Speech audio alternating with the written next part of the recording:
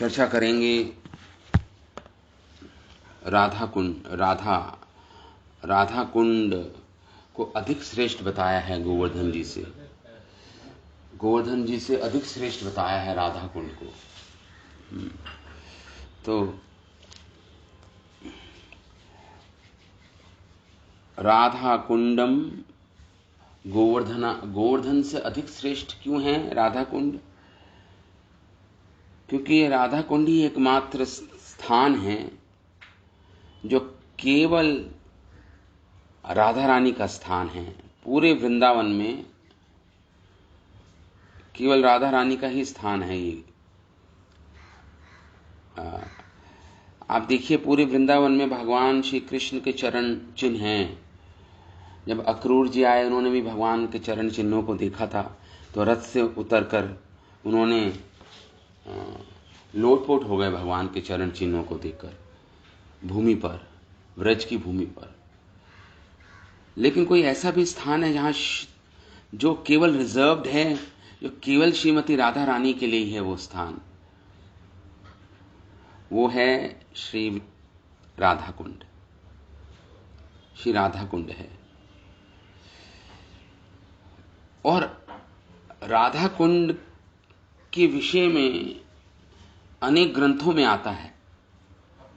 अब वराह पुराण में राधा कुंडम इति ख्यातम सर्व पापे हरम शुभम, राधा कुंड जो प्रसिद्ध है जिस नाम से राधा कुंड, वो सारे पापों को हरता है साधकों के।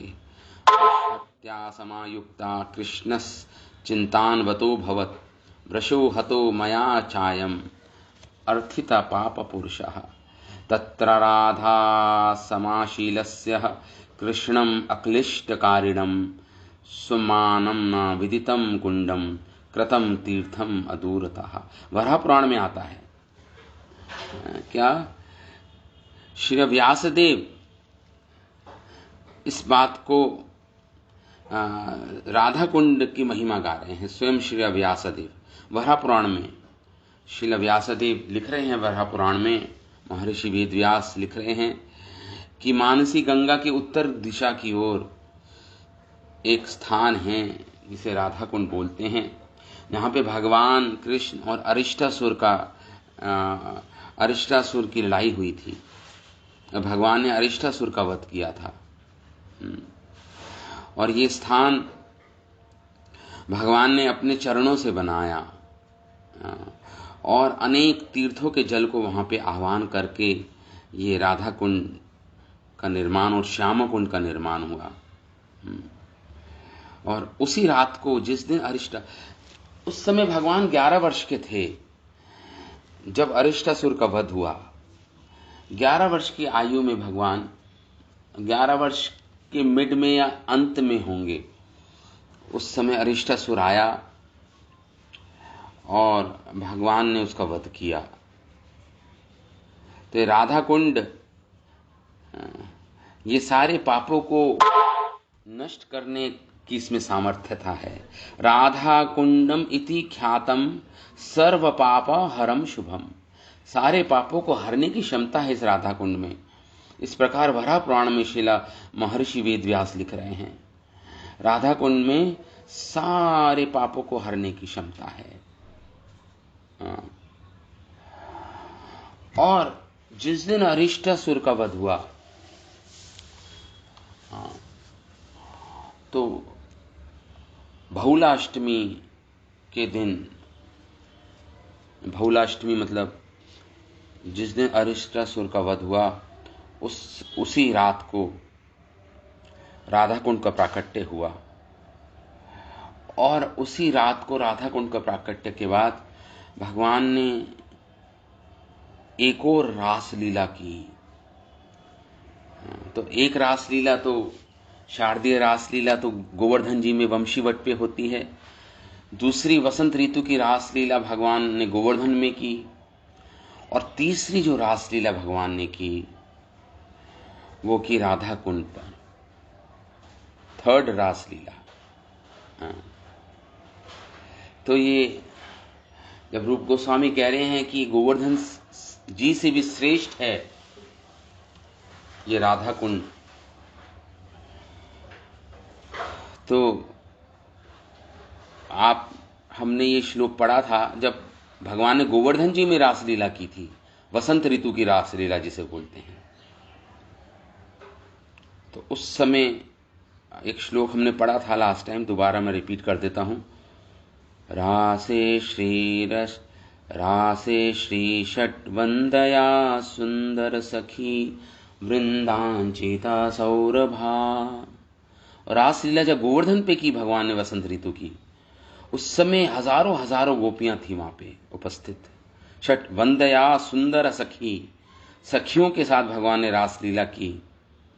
और एक एक सखी इतनी सुंदर और सुशील थी कि हजारों लक्ष्मियां एक एक सखी को पूज रही थी। वृंदा अर्चित सौरभे भ्राजत कृष्ण रसाल बहु विलसत कंठी मधु माधवी। मधु मतलब वसंत ऋतु की रासलीला, माधवी मतलब श्रीमती राधा रानी। ब्राजत कृष्ण रसाल बहु विलसत। और भगवान ने अनेक गोपियों के साथ और श्रीमती राधा रानी के साथ महारास किया भगवान ने। और राधा नृत्यति यत्र चारुवलिते रासास्थली सपरा। और स्वयं राधा रानी नृत्य कर रही थी, गोपियां नृत्य कर रही थी, बड़े ही सुंदर लग रही थी। वलते रासस्थली, वो रासस्थली बन गई थी वो गोवर्धन। यस्मिन् कह सुकृतीतम उन्नतम अयि गोवर्धनम नाश्रये। कौन सा सुकृति जन होगा, भाग्यशाली होगा जिसके पास सुकृति है। सुकृति क्रेडिट्स हैं, जो गोवर्धन में सुकृतिवान होने पर भी वो गोवर्धन में का आश्रय ना ले, ऐसा कौन व्यक्ति होगा। इस प्रकार तो यहां पे देखिए, जब रास हुई जब गोवर्धन जी में, तो अनेक गोपियां भी थी, स्वयं राधा रानी भी थी। लेकिन अब जो तीसरी रास हुई राधा कुंड में, उसमें केवल राधा रानी थी, कोई गोपियां नहीं, कोई सखियां नहीं। एक्सक्लूसिवली, केवल अनन्य भाव से वो जो क्षेत्र है राधा कुंड का, जो धाम है, वो केवल स्वयं राधा रानी जी के लिए रिजर्व्ड है। वहां पे जो महारास होता है वो केवल राधा रानी उपस्थित होती है कृष्ण के साथ, बस। कोई सखी, कोई मंजरी वहां पे नहीं होती उस समय। तो गोवर्धन जी में तो ये वसंत ऋतु की रासलीला हुई। अब राधा रानी को एक शिकायत थी कृष्ण से। एक उल्हाना है, ये उल्हाना है। राधा रानी लेमेंट कर रही हैं। लेमेंट मतलब लेमेंटेशन राधा रानी की। राधा रानी कंप्लेन कर रही हैं कृष्ण से। राधा रानी कहती हैं भगवान कृष्ण से, शास्त्रों में कृष्ण करणामृत एक ग्रंथ है जो बिल्वा मंगला ठाकुर ने लिखा है, वह श्लोक में लिखते हैं, पूर्व्यां कोपि महीद्रो लघुतरो दौर्भा भयां धृतो लीलया तेना त्वं दिवि भूतले च सततं गोवर्धना धारकः त्वां त्रैलोक्यधरं वहामि हृदि मेनेवात्र तद्गन्तते किं वा केशव भाषणे बहुधा पुण्यैर्यशो लभ्यते। ये बिल्वा मंगला ठाकुर अपने कृष्णा करणामृत ग्रंथ में लिखते हैं, महान आचार्य थे। तो इसमें राधा रानी कह रही हैं कृष्ण से इस श्लोक में कि पूर्व्याम कोपि महीद्रो लघुतरो, हे कृष्ण, आपने तो गोवर्धन को धारण किया।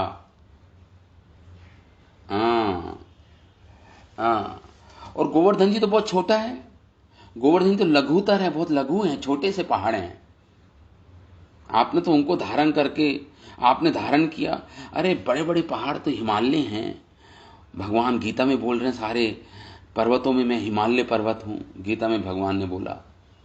तो उर्व्याम कोपि महिद्रो, ये कृष्ण से बोलती है श्रीमती राधा रानी, आपने छोटे से पहाड़ को उठाया, गोवर्धन जी को उठाया, दोर्भ्याम धृतो लीला, लीला करने के लिए उठाया। हाँ। और आपने जब छोटे पहाड़ को उठाया लीला करने के लिए, तो आप क्या कहलाए? गोवर्धनाधार का। आप प्रसिद्ध हो गए पूरे संसार में, पूरे त्रिभुवन में प्रसिद्ध हो गए। गोवर्धनधारी, गिरिधारी के नाम से आप प्रसिद्ध हो गए, और आपकी स्तुति हो रही है गिरिधारी के नाम से। हैं? तो थेना तम दिवि भूतले च सततम गोवर्धनाधार का। पूरे ब्रह्मांड में आप प्रसिद्ध हो गए गोवर्धन गिरिधारी के नाम से। त्वाम त्रैलोक्यधरम वहामि हृदय में नेवत्र तद्गण्यते। और राधा रानी कृष्ण से कह रही हैं, हे कृष्ण, और आपको मैंने अपने हृदय में उठा रखा है, धारण कर रखा है, लेकिन मेरी कोई प्रसिद्धि नहीं हुई संसार में। त्वाम त्रिलोक्यधरम वहामि हृदय में नैवत्रा तन्गण, मेरी कोई गिनती नहीं है। मैंने आप त्रिलोक के स्वामी को अपने हृदय में धारण कर रखा है। धरम वहामि हृदय में, अपने हृदय में मैंने आपको धारण कर रखा है, और मेरी कोई प्रसिद्धि नहीं, मेरी कोई गणना नहीं संसार में। ये बोल रही हैं। तो राधा रानी आगे कहती हैं, किं वा केशव भाषणेन बहुधा पुण्यैर्यशो लभ्यते। श्रीमती राधा रानी कृष्ण से कहती हैं, हे केशव, मैं निश्चित ये बात जानती हूं कि जो ख्याति, जो यश मिलता है किसी को, वो अपने पूर्व जन्म के पुण्यों के कारण मिलता है।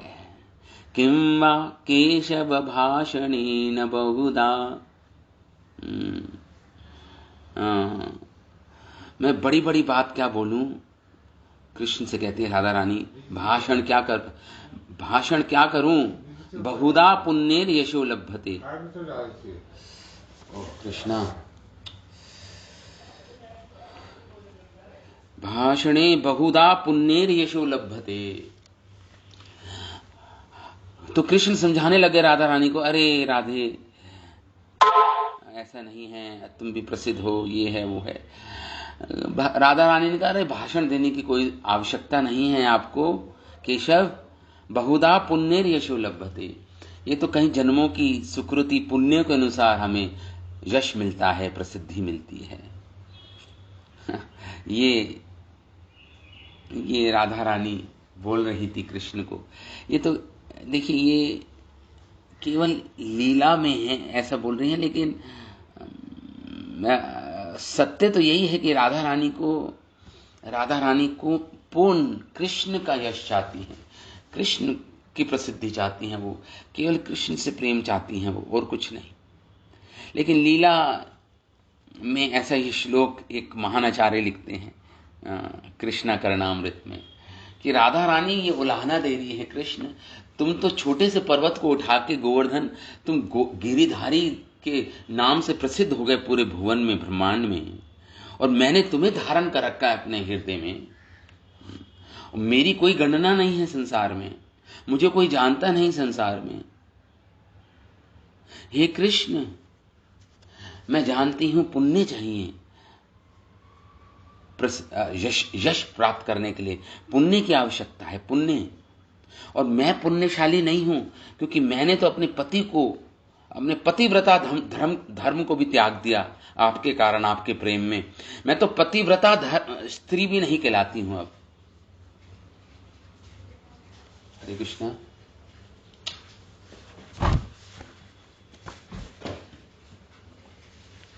पीछे से बंद करना, वो मोटर बंद कर पीछे से। तो राधा रानी कहती है कि मैं तो कलंकिनी बन गई, कलंकनी बन गई मैंने कुल धर्म को त्याग दिया, पतिव्रता धर्म को त्याग दिया, वैदिक धर्म को त्याग दिया, तो मेरा यश कैसे फैलेगा? क्योंकि मैं तो कलंकनी के रूप में प्रसिद्ध हो गई संसार में। देखिए, राधा रानी का जो भाव है राधा दास से, यही हम गौड़िया वैष्णव का भाव है। श्रीमती राधा रानी कृष्ण ही हैं, दुई वस्तु भेद नहीं, कोई भेद नहीं है राधा कृष्ण में। लेकिन राधा रानी का भाव, हाँ, वो इतना ऊंचा है, केवल उल्हाना देना का अर्थ केवल कृष्ण को सुख संतुष्टि देने का प्रयत्न है उनका, केवल वही है उनका ध्येय, उनका लक्ष्य, उनका केवल कृष्ण को संतुष्ट करना है। श्रील प्रभुपाद लिखते हैं राधा दास्यम के बारे में, हम गौड़िया वैष्णव जन राधा दास्य का भाव ही महाप्रभु ने हमें दिया। हम गौड़िया महाप्रभु के जो अनुयायी हैं, हम राधा दास्य भाव को एस्पायर करते हैं। हमारी एस्पिरेशन, हमारी इच्छा है राधा दास्य भाव को स्वीकार करना। वो सबसे हाईएस्ट है, सबसे उच्चतम अवस्था है प्रेम की। श्रील प्रभुपाद लिखते हैं कि लक्ष्मी नारायण भट्टाचार्य एक श्रील प्रभुपाद का एक फ्रेंड था, उनका नाम था, श्रील प्रभुपाद का एक मित्र था, उनका नाम था लक्ष्मी नारायण भट्टाचार्य। तो लक्ष्मी नारायण भट्टाचार्य बहुत ही वृद्ध व्यक्ति थे और वो दीन बंधु दास बाबा जी एक राधा कुंड में रहते थे, उनके शिष्य थे। वो प्रभुपाद जी के मित्र थे लक्ष्मी नारायण भट्टाचार्य। और ये दीन बंधु दास बाबा जी कौन थे? ये गौर किशोर दास बाबा जी के शिष्य थे, के सेवक थे, गौर किशोर दास बाबा जी महाराज के सेवक थे। तो श्रील प्रभुपाद लिखते हैं कि जब भी मैं लक्ष्मी नारायण भट्टाचार्य को देखता था और वो जब बात करते थे किशोर दास बाबा जी महाराज से, तो वो केवल राधा दास से की बातें होती थी उन दोनों के बीच में। श्रील प्रभुपाद लिख रहे हैं अपना अनुभव। श्रील प्रभुपाद कह रहे हैं, मेरे मित्र लक्ष्मी नारायण भट्टाचार्य और जो दीन बंधु दास बाबा जी थे, उनके बीच में जब वार्तालाप होती थी, मैं भी होता था वहां पे उपस्थित, तो केवल राधा रानी का दास्य का भाव की चर्चा होती थी, जो हमारा गौड़िया वैष्णवों का सिद्धांत है। श्रील प्रभुपाद लिखते हैं, श्री भट्टाचार्य का लक्ष्य था केवल राधा दास्य में, राधा रानी की सेवा, मंजरी सेवा करना। और कह रहे हैं कि राधा रानी की सेवा के बिना हमें कृष्ण प्राप्त नहीं हो सकते।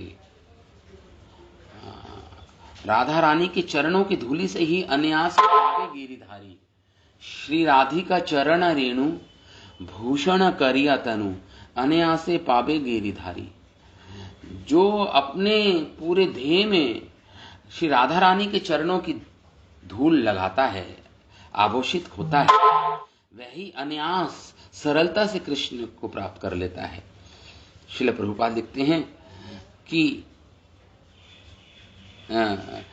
यस, प्रभुपाद बोलते हैं, प्रभुपाद हंसे इस बात पर और कहते हैं, बिल्कुल ठीक कह रहे हो आप सब ब्रजवासी हो, यही जीवन का लक्ष्य है, यही जीवन का लक्ष्य है कि राधा रानी के द्वारा हम कृष्ण तक पहुंचते हैं, हम डायरेक्टली कृष्ण तक नहीं पहुंच सकते। श्रील प्रभुपाद आगे लिखते हैं कि मेरे पिता बड़े बड़े साधुओं को जब घर बुलाते थे, श्रील प्रभुपाद उस समय स्कूल में थे, पढ़ते थे, तो इनके पिता अनेक साधु संतों को घर बुलाते थे और सारे साधु संतों से यही आशीर्वाद दिलवाते थे कि मेरे पुत्र अभय चरण को यही आशीर्वाद दो कि राधा रानी का सेवक बने। इसको आशीर्वाद दो। प्रभुपाद के पिताजी बोलते थे इस प्रकार। प्रभुपाद कहते हैं यही उनका एम्बिशन था, यही उनकी इच्छा थी कि मैं राधा रानी का शुद्ध भक्त बनूं। और यही आशीर्वाद दिलवाते थे साधु संतों से शिला प्रभुपाद जब छोटे थे। तो शिला भक्ति सिद्धांत सरस्वती ठाकुर लिखते हैं राधा दास्यम के बारे में। राधा दास्य जो भाव है हमारे संप्रदाय का, हम एक्चुअली हम शक्ति के उपासक हैं, शाक्त हैं हम शक्ति के, कौन सी शक्ति है, किस शक्ति के उपासक हैं? हम श्रीमती राधा रानी के उपासक हैं, इसलिए हम गौड़िया वैष्णव कहलाते हैं। शिला भक्ति सिद्धांत सरस्वती ठाकुर लिखते हैं कि जो भगवान विष्णु के भक्त होते हैं वो वैष्णव कहलाते हैं, जो भगवान कृष्ण के भक्त होते हैं वो कार्षण कहलाते हैं, कार्षण, और जो श्री राधा के भक्त होते हैं वो गौड़िया कहलाते हैं। शिला भक्ति सिद्धांत सरस्वती ठाकुर लिखते हैं गौड़िया वैष्णव वो हैं जो श्रीमती राधा रानी के भक्त हैं, राधा रानी के कैंप में हैं, जो राधा दास्य भाव को धारण करते हैं, वह गौड़िया वैष्णव कहलाते हैं। भगवान विष्णु के भक्त वैष्णव कहलाते हैं, कृष्ण के भक्त कार्षण कहलाते हैं, और राधा रानी के भक्त गौड़िया कहलाते हैं। आगे लिखते हैं शिला भक्ति सिद्धांता सरस्वती ठाकुर लिखते हैं, उन्होंने एक आर्टिकल लिखा है एक्चुअली, गुरु तत्व और सेवा, गुरु तत्व और एक सेवा पर एक आर्टिकल लिखा भक्त शिला भक्ति सिद्धांत ठाकुर ने। उसमें वो उस आर्टिकल में लिखते हैं कि जो माधुर्य रस होता है में गुरु जो होते हैं, वो जो गुरुदेव होते हैं वो श्रीमती राधा रानी के प्रतिनिधि होते हैं। श्रीमती राधा रानी का आश्रय लेकर अपने शिष्य जन को कृष्ण की सेवा में लगाते हैं। जैसे गुरु होते हैं, गुरु जो माधुर्य रस के गुरु होते हैं, जो माधुर्य रस का आस्वादन करते हैं, वो शिला गुरुदेव को वृषभानवी श्री राधा रानी का प्रतिनिधि मानते हैं। तो इस प्रकार according to person's eternal nature, he will see that same Gurudev as a certain absolute reality. जिस प्रकार वो अपने गुरु को राधा रानी का सेवक के रूप में हम देखते हैं कि राधा रानी के पर्सनल सेवक हैं मेरे गुरुदेव, और हमें भी गुरुदेव सेवा में लगाते हैं। यही हमारे पूरे संप्रदाय का भाव है, इसे राधा दास से भाव बोलते हैं, राधा रानी की दासता करना, स्वीकारना। शिला भक्तिविनोद ठाकुर अपने एक गीत में लिखते हैं, भक्ति विनोदा रूप रघुनाथे कहिया चरण धरी, हेनो राधा दासे सुधीर संपद कबे दीवा कृपा करी। भक्ति विनोद रूप रघुनाथे, शिला भक्तिविनोद ठाकुर प्रार्थना कर रहे हैं शिला रूप गोस्वामी और शिला रघुनाथ दास गोस्वामी के चरणों में, कहिया चरण धोरी, उनके चरण को धारण कर रहे हैं भक्तिविनोद ठाकुर, रूप गोस्वामी और रघुनाथ दास गोस्वामी के चरणों को। कह रहे हैं हेनो राधा दासे दास्य सुधीर संपद केवा देवे कृपा कोरी। हे रूप गोस्वामी, हे रघुनाथ दास गोस्वामी, आप मुझे भी वो भाव दीजिए राधा दास्य का, हेनो राधा दास्य, जो अमृत के समान संपदा है हम वैष्णवों की, अमृत रूपी संपदा है, ये हमारी संपदा है। संपदा मतलब वेल्थ है हमारी। राधा दास्य का भाव, श्रीमती राधा रानी की सेवा का भाव, यही इसे राधा दास से भाव बोलते हैं। कब दीवे कृपा करी, कब मुझ पे आप कृपा करके ये राधा दास्य का भाव मुझे प्रदान करेंगे। शिला भक्तिविनोद ठाकुर अपने एक गीत में लिखते हैं, आचार्य उसे विनती कर रहे हैं कि मुझे भी राधा रानी का भाव दो।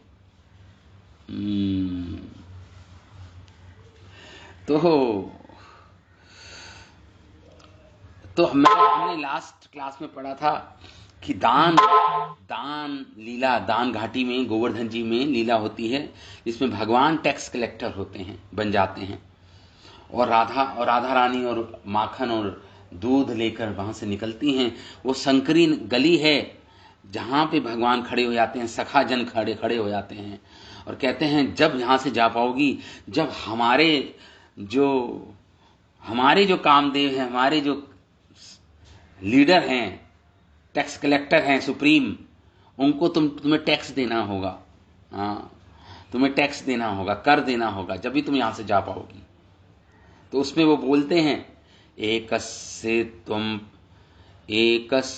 त्वं प्रभुरसि सतु द्वादशनानां वनानां एतच्चालपं निखिल जगति वर्तिनामेव देवा। एक सखा कहता है, राधा रानी सखियों को कहता है कि तुम तो केवल वृंदावन की रानी हो। छोटा सा वृंदावन है, तुम तो केवल उसकी रानी हो। लेकिन हमारे जो ये कृष्ण है ना, जो टोल टैक्स कलेक्टर हैं, ये तो पूरे 12 वना नाम, ये तो पूरे जो 12 वन हैं ब्रजमंडल के, उनके लीडर हैं ये, उनके जो 12 वन हैं ये उनके अध्यक्षता में, वह इसके अध्यक्ष हैं, वह इसके लीडर हैं इन 12 वनों के। तुम तो केवल एक वन की रानी हो। एतत् चालपम निखिल जगति वर्तिनामेव देवा। कह रहे हैं वो सखा बोल रहा है राधा रानी को, सरकास्टिक भाव में बोल रहा है वो सखा, तुम तो केवल एक छोटी सी वृंदावन की ही रानी हो, लेकिन हमारे जो कामदेव हैं, ये क्यूपिड हैं, ये तो ऑलमाइटी किंग हैं, सारे 12 वनों के किंग हैं। सो तुम अपने हित के लिए तुम इनकी बात सुनो। जब ये कह रहे हैं कि तुम्हें टैक्स देना है, तो तुम दो टैक्स। पथ्यम राधे श्रुणु हतम अमुम मां कृथस्तस्य शल्के। इसलिए मैं आपको ये आपके हित की बात कर रहा हूं। एक सखा कह रहा है राधा रानी को कि तुम अपनी ये जिद छोड़ो और भगवान कृष्ण को, जो राजा हैं पूरे 12 वनों के, तुम उनको टोल टैक्स दो। मतलब कहने का अर्थ है प्रेम दो उनको। कहने का अर्थ ये है, टोल टैक्स मतलब प्रेम। यहाँ पे प्रेम चाहते थे भगवान। तो ये मतलब राधा रानी से ऊंचा स्थान सखा बता रहे हैं, ऊंचे स्थान पे हैं भगवान कृष्ण, किंग हैं वृंदावन, पूरे ब्रजमंडल 12 वनों के किंग हैं।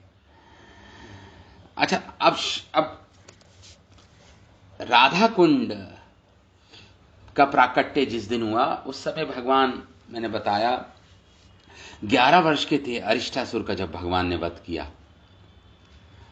मांस प्रदाये, तो जब भगवान ने अरिष्टासुर, जो सांड के रूप में आया था, भगवान ने उस अरिष्टासुर का वध किया। वृषभ के रूप में, मतलब सांड के रूप में आया था वो। हंत मुग्धः, भगवान ने जब उसका वध कर दिया अरिष्टासुर का, अब गोपियां, ये बात पूरे गांव में फैल गई कि कृष्ण ने एक सांड का वध किया है।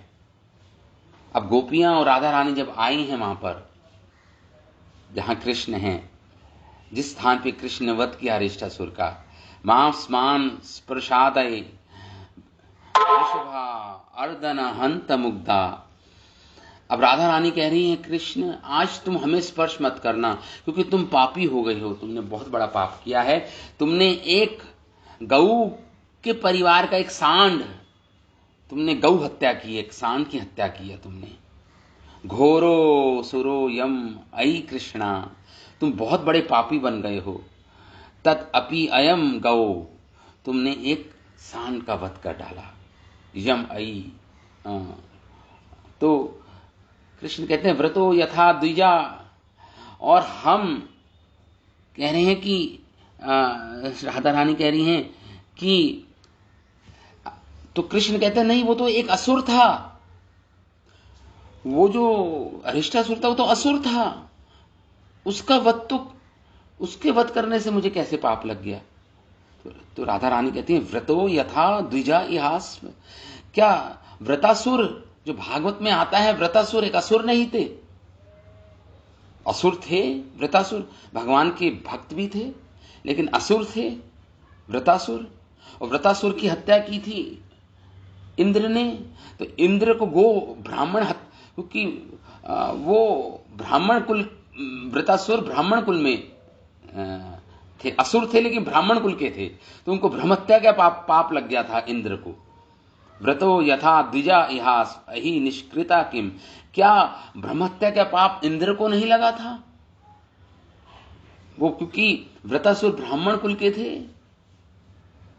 व्रतो यथा द्विजा, द्विजा मतलब ब्राह्मण, शुद्ध है, इसलिए कृष्ण अब तुम्हें अपने आप को इस पाप से मुक्त करना होगा, शुद्ध करना होगा अपने आप को।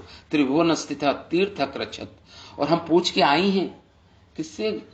गार्गी, गर्ग ऋषि की पुत्री गार्गी से, और पौर्णमासी से हम पूछ के आई हैं कि इसका कैसे शुद्ध हो सकता है। कोई गौ हत्या कर दे, कोई सांड की हत्या कर दे, वृषभ की हत्या कर दे, तो शुद्धेत भावांश त्रिभुवन स्थित तीर्थ कृच्छत। तो उन्होंने ये सुझाव दिया है, उन्होंने एक ही इसका हल बताया है इस पाप से मुक्त होने का, कि सारे तीर्थों में स्नान करना होगा। जो कोई सारे तीर्थों में स्नान कर लेगा तभी वो इस पाप से मुक्त हो सकता है। स्थित तीर्थ कृच्छत, तुम्हें स्नान करना होगा सारे तीर्थों में जाकर। जब कृष्ण ने ऐसा सुना तो जब कृष्ण ने ऐसा सुना तो भगवान ने क्रोध में आके अपनी बाईं एड़ी को जोर से उस पृथ्वी पे मारा जहां पे उन्होंने अरिष्टासुर का वध किया। जोर से मारा, वहां पे एक बड़ा गड्ढा बन गया उस समय, एक बड़ा गड्ढा ये विश्वनाथ चक्रवर्ती ठाकुर अपनी 10वें स्कंद की कमेंट्री में सब लिख रहे हैं, डिस्क्राइब कर रहे हैं कि राधा कुंड का प्राकट्य कैसे हुआ। तो भगवान ने जब मारा तो वहां पे एक बहुत बड़ा गड्ढा बन गया। अति मनोहार कुंडम एकम, एक कुंड के रूप में इतना बड़ा गड्ढा बन गया वहां पे। भगवान ने कार्यामि मयापि तस्माद् यध्वम इति धन वचनेन ताभि, तब भगवान ने सारे तीर्थों को वहां पे आह्वान किया। श्री कृष्ण कुंड तट पश्चिम दिशि अमनदो घरता क्रतो वृषभ दैत्य खुरेर व्योलोकी। यहाँ पे श्रील विश्वनाथ चक्रवर्ती ठाकुर लिखते हैं, और सारे तीर्थ वहां पे भगवान ने आह्वान किया, और सारे तीर्थों ने वो जो कुंड बन गया था वहां पे भगवान की एड़ी की जोर से प्रहार करने पर भूमि पर, तो उस तीर्थ को, वो सारे तीर्थों के जल भगवान ने मारा। तो जो भोगवती हैं, जो रसातल की जो गंगा जी हैं जो नीचे बहती हैं, भोगवती बोलते हैं उनको, भोगवती प्रकट हो गई और गंगा जी का पानी और भर गया उस कुंड में। और भगवान ने केवल गंगा जी का ही पानी नहीं, भोगवती का ही पानी नहीं, भगवान ने सारे तीर्थों का आह्वान किया उस समय वहां पर। प्रयागराज जी को, और भी अनेक, ताम्रपाणी नदी, कावेरी नदी, सबको भगवान ने, यमुना नदी, सबका आह्वान किया, और सारी नदियां सब वहां पे प्रकट हो गई। और उस राधा, उस जो कुंड था उसे श्यामा कुंड बोलते हैं, उस कुंड में प्रवेश कर गई सारी नदियां, सारे तीर्थ उस कुंड में प्रवेश कर गए। श्री कृष्ण कुंड तट पश्चिम, और उसके पश्चिम दिशा की ओर, मतलब ऑन द वेस्टर्न साइड, वहां पे भी एक गड्ढा हुआ था। श्री कृष्ण कुंड के पश्चिम की ओर दिशि अमनदो घरता क्रतो वृषभ दैत्या, जो वो एक गड्ढा सा बना हुआ था। वो गड्ढा कैसे बना था? जब अरिष्टासुर ने अपना पैर मारा था जोर से भूमि पर और कृष्ण पर आक्रमण किया था, और तो अरिष्टासुर के जो पैर थे उसके प्रहार से वो एक, वहां पे भी एक गड्ढा बन गया था बड़ा सा। वृषभ दैत्य जो अरिष्टासुर था, और वहां पे वो कुंड था, कुंड तो नहीं था, एक गड्ढा बन गया था।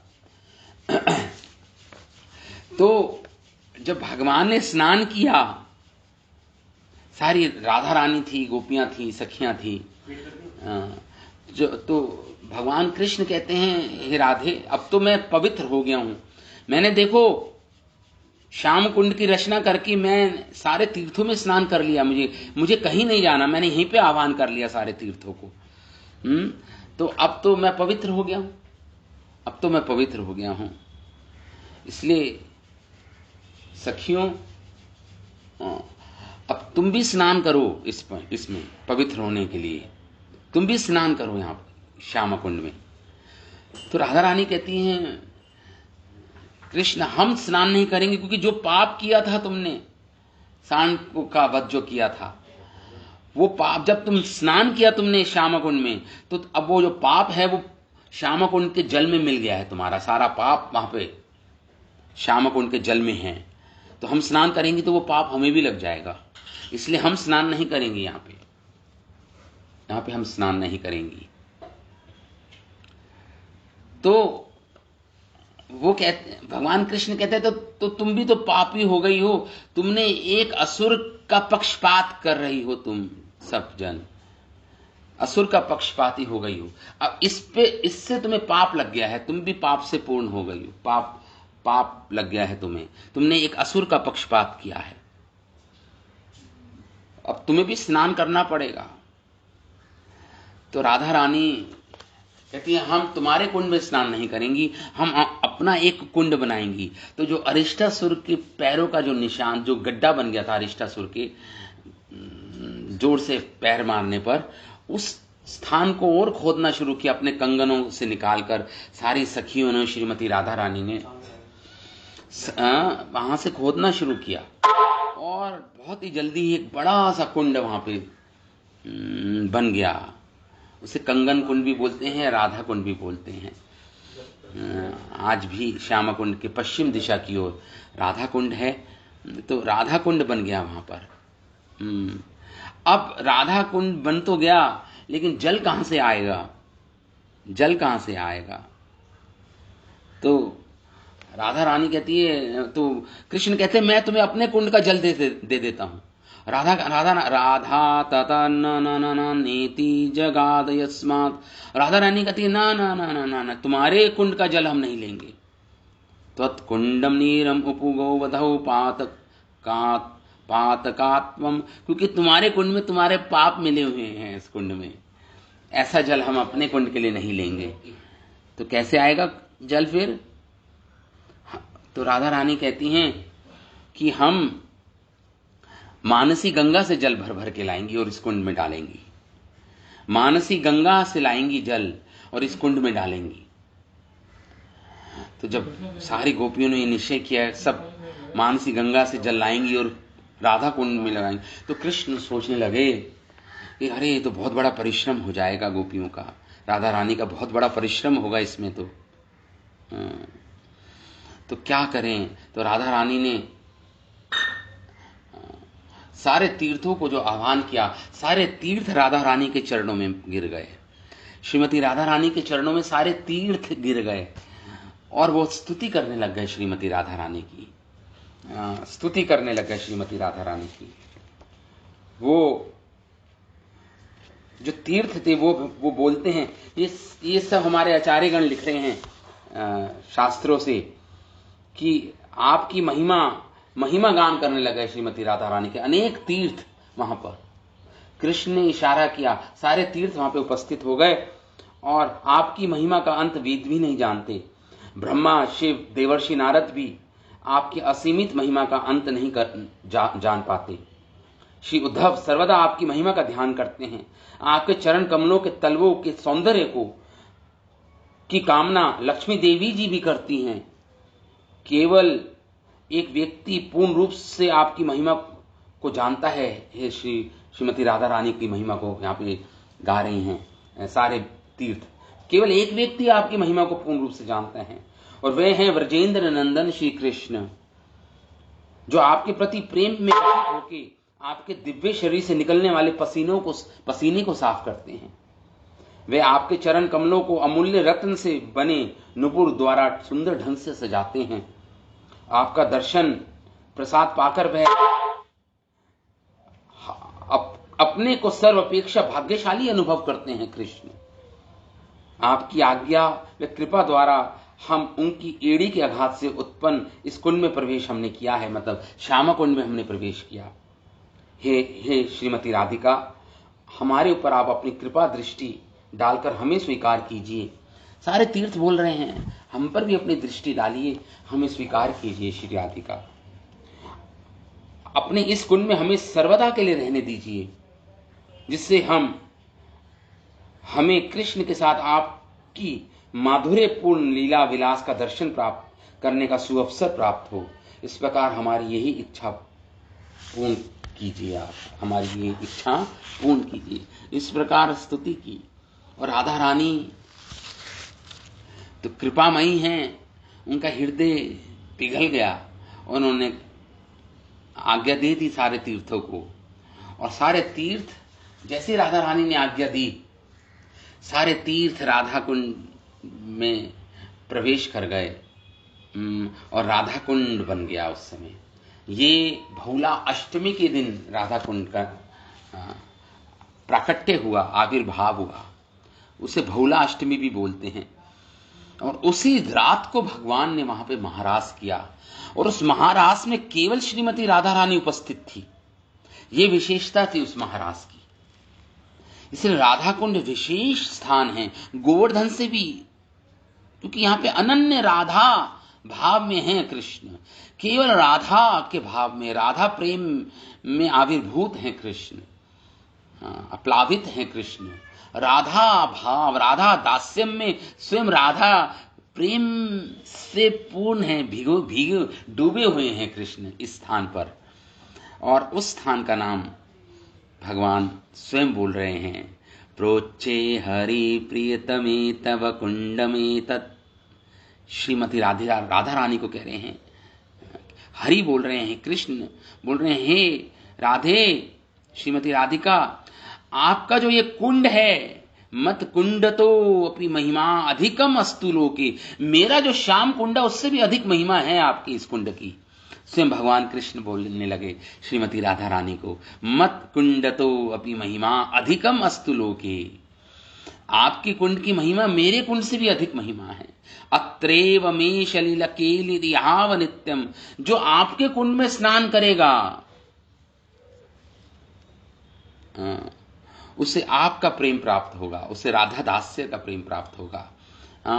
और मैं स्वयं प्रतिदिन इस कुंड में आके स्नान करूंगा। भगवान कृष्ण ने कहा, श्रीमती राधा रानी को कह रहे हैं, अत्रैव में सलिल केली यहाएव नित्यम, मैं प्रतिदिन आके इसमें केली मतलब क्रीड़ा करूंगा और स्नान करूंगा आपके इस कुंड में, राधा कुंड में आकर। स्नानम यथा त्वमसि तद्वत इदम सरो में, जैसे आप मुझे प्रिय हैं श्री राधिका, स्नानम यथा त्वमसि तद्वत इदम सरो में, उसी प्रकार आपका ये कुंड भी मुझे उतना ही प्रिय है जितनी आप मुझे प्रिय हैं, जितनी आप मुझे प्रिय हैं। देखिए राधा रानी जीत गई, she is won the battle. स्वयं कृष्ण बोल रहे हैं, मैं स्नान करूंगा, आपका कुंड मुझसे ज्यादा पवित्र है, मैं प्रतिदिन इस कुंड में आके स्नान करूंगा और क्रीड़ा करूंगा।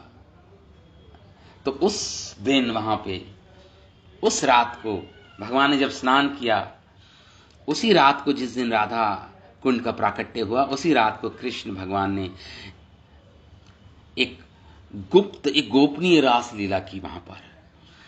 एक गोपनीय हमारे आचार्यगण लिखते हैं, उसी रात केवल राधा रानी के साथ रासलीला की भगवान ने। ये विशेषता है राधा कुंड की, ये राधा रानी से अभिन्न है ये कुंड।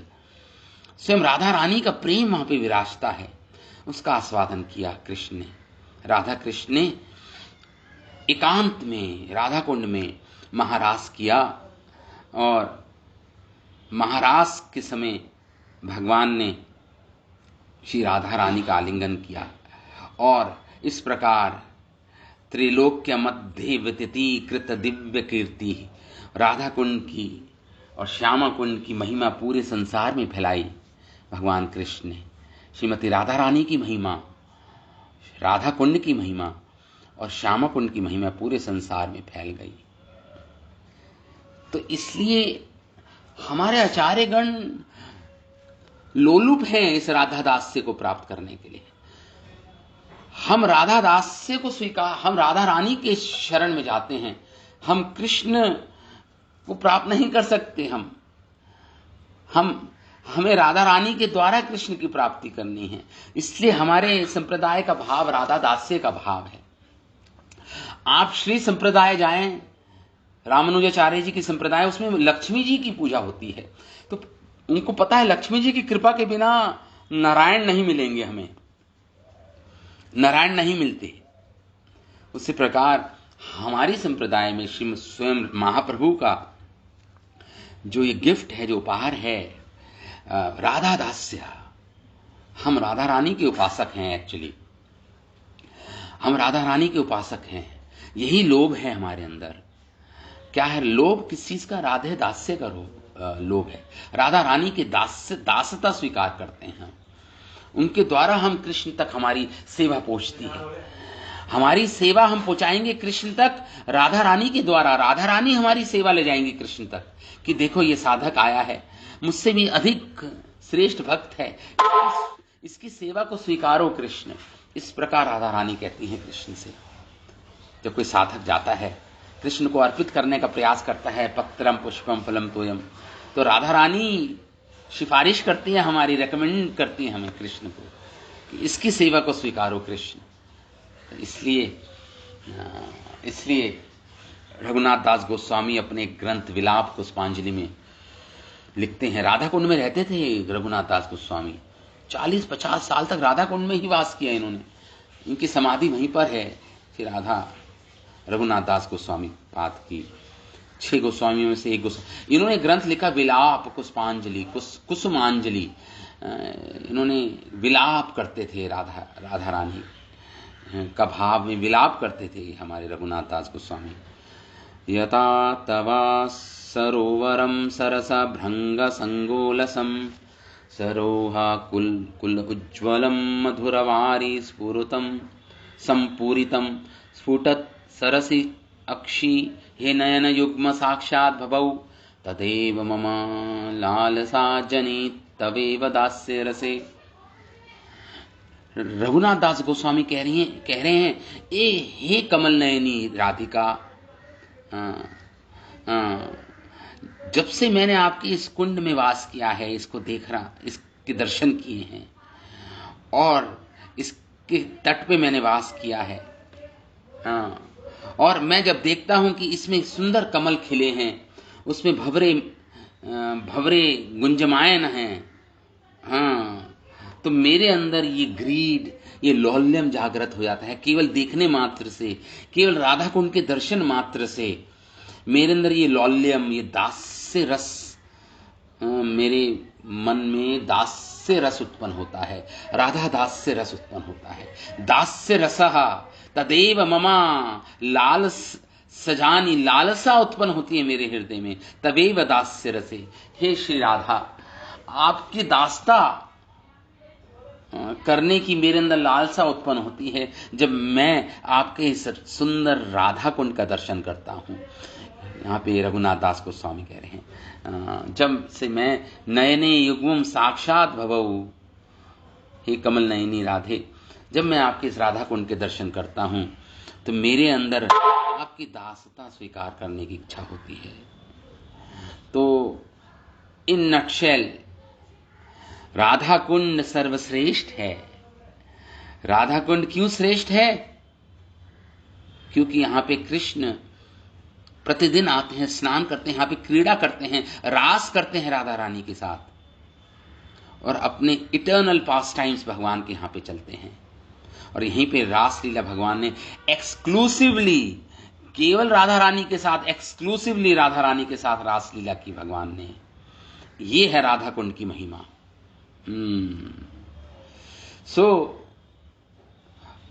जो गोवर्धन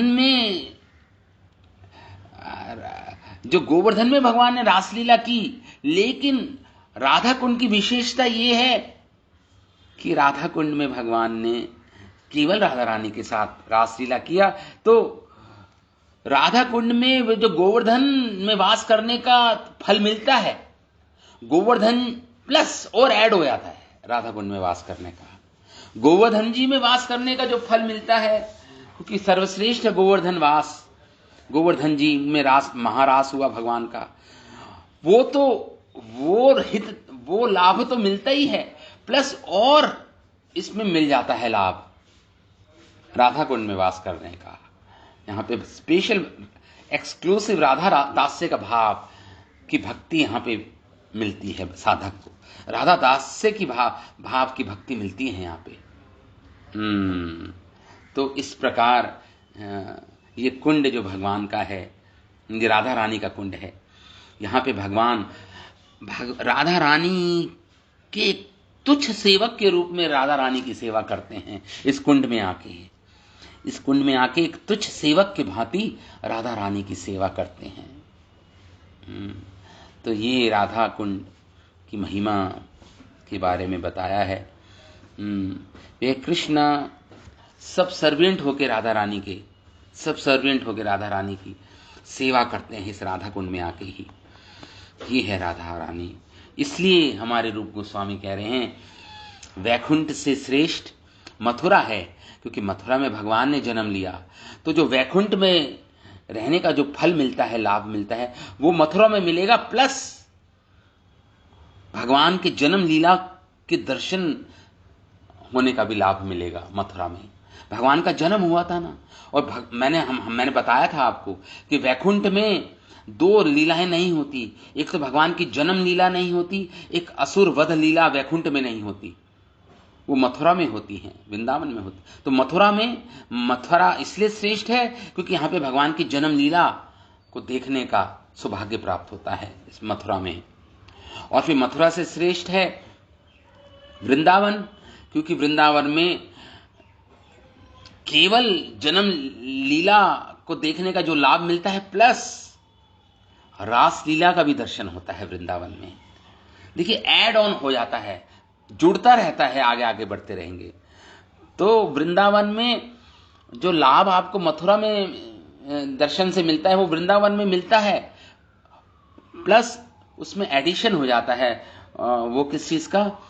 वो है भगवान की महारास देखने का अवसर, उसके दर्शन करने का अवसर, महारास लीला जो भगवान ने की। और फिर जो वृंदावन में महारास देखने का जो लाभ प्राप्त होता है, वो आपको गोवर्धन में जब आप महारास लीला को दर्शन करते हो, और केवल महारास के दर्शन नहीं करते हो गोवर्धन में, आप दान लीला, भगवान की मानसी गंगा में अनेक जो अंतरंग लीलाएं हैं राधा रानी और गोपियों के संग, भगवान की जो प्रेम का आदान प्रदान है, माधुर्य रस का, उसके दर्शन भी आपको गोवर्धन जी में होते हैं। इसलिए गोवर्धन जी को वृंदावन से भी श्रेष्ठ बताया गया। और फाइनली जो आपको लाभ गोवर्धन जी में रहने को मिलता है, महाराज का दर्शन होता है, और भी अनेक अंतरंग लीलाओं के दर्शन का फल मिलता है, प्लस वो तो मिलेगा ही आपको राधा कुंड में रहने पर। प्लस राधा कुंड में किस प्रकार भगवान एक्सक्लूसिव राधा रानी की दास्यता को स्वीकार करते हैं, राधा रानी को की दास्ता स्वीकार करते हैं, राधा रानी के एक सब सर्विएंट, एक तुच्छ सेवक बनके उनकी प्रेम की महिमा का गुणगान करते हैं, राधा रानी की प्रेम की महिमा का गुणगान करते हैं, वो आपको दर्शन होते हैं, वो राधा दास्य भाव आपको प्राप्त होता है। ये राधा दास्य भाव आपको राधा कुंड में के तट पर वास करने का फल यही है। आप भी राधा दास्य भाव को स्वीकार कर लेंगे, समझ पाएंगे। राधा दास्य का इतना उच्चतम भाव है ये, इसलिए किसी भी अनर्पिता चरिमचरात, इसलिए किसी भी अवतार ने, ये स्वयं भगवान कृष्ण ने ये भाव नहीं दिया किसी को। ये भगवान की समझ लीजिए प्राइवेट लाइफ है, ये उनकी एक्सक्लूसिव जो राधा रानी के साथ उनकी निजी जीवन है। ये भगवान ने किसी के साथ शेयर नहीं किया इसको, लेकिन महाप्रभु ने आके राधा दास्य का भाव बांट दिया, सबको ओपन कर दिया, इस ओपन सीक्रेट बना दिया, इस सीक्रेट को ओपन सीक्रेट बना दिया। राधा रानी राधार महिमा प्रेम रस सीमा जगत जानत की। अगर महाप्रभु नहीं आते तो राधा रानी की प्रेम की महिमा को कौन समझ पाता? राधा रानी की प्रेम की महिमा को कौन समझ पाता? ये राधा रानी की जो दास्य भाव को कौन समझ पाता? ये तो जो राधा कुंड की महिमा को कौन समझ पाता? तो ये राधा, ये महाप्रभु का गिफ्ट, और हमारे आचार्यों ने प्रैक्टिकली करके दिखाया।